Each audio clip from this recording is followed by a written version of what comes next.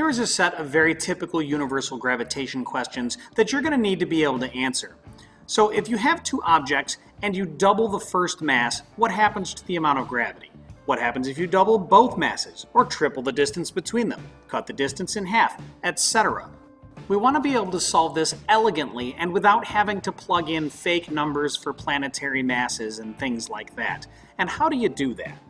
We know the initial force is gmm over r squared. Let's write that spread out enough to be able to put in coefficients. Write it again to say, hey, that's the same number, and then write it one more time as just fg, and we can put a coefficient there in order to see how it compares to the original answer. To see what I mean, let's take this one at a time. If we double the first mass, that's the same thing as putting a 2 in front of big M. Pull that 2 out front, and you're done. The new force equals 2 times the old force. Doubling both masses means putting a 2 in front of both m's. If we pull those out front, that becomes a times 4. The new force is 4 times greater than the old force.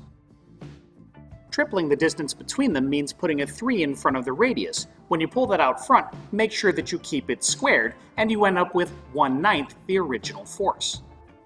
Similarly, cutting the distance in half means putting a 1/2 in front of the radius.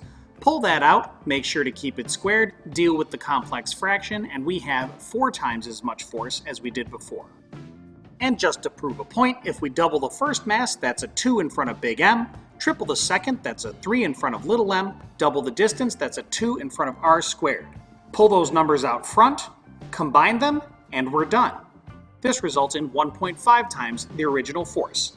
It's that easy.